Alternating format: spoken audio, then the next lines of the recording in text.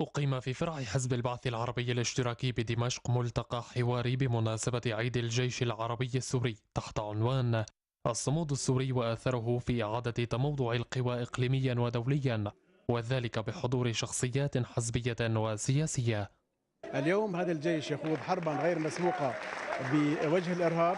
هذا الإرهاب الذي لا يستهدف سوريا فحسب وإنما يستهدف الأمة العربية. لذلك اليوم الجيش العربي السوري هو أمل ليس للسوريين بل للعرب في القضاء على هذا الإرهاب، وبالتالي العودة بالبوصلة إلى حيث يجب أن تكون باتجاه فلسطين، وبالتالي إسقاط هذا المشروع الإرهابي التكفيري الذي اشتغلت عليه قوى كبرى. ولكن جيشنا بقوته ببأسه بقيادته الحكيمة ممثلة بالسيد الرئيس بشار الأسد والتفاف الشعب السوري حوله استطاع أن يحقق هذه الانتصارات ويقدم معجزة ونموذج في الدفاع عن الوطن. سوف نناقش ماذا فعل هذا الصمود على أرض الواقع، كيف بدأ هذا المحور الذي كان يعمل في الخفاء لم يستطع إلا أن يبرز نفسه في مواجهة القومية العربية والعروبة بشكل عام والشعب السوري بشكل خاص، وكيف بدأت أدوات التآمر تظهر أمام الملأ وبدأت تتكشف هذه الأدوات السياسية من تحالف بين نظام بني سعود والنظام التركي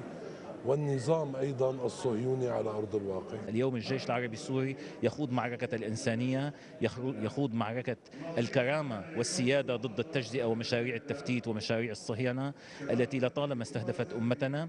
لذلك اليوم كل ما يمكن أن نقدمه حقيقة يجب أن نقدمه للجيش العربي السوري ليبقى أمثولة وأسطورة الصمود والتصدي والمواجهة لهذه الحرب الظالمة المفروضة علينا. هذا التلاحم ما بين الناس وما بين الشعب والجيش هو الذي أعطى هذه الكلمة الرائعة جيش عقائدي.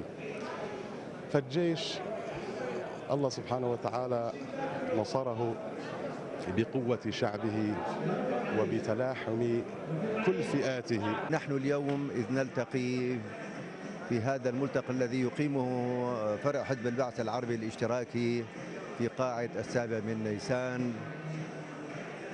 يعلن للعالم جميعا أننا شعب متحضر،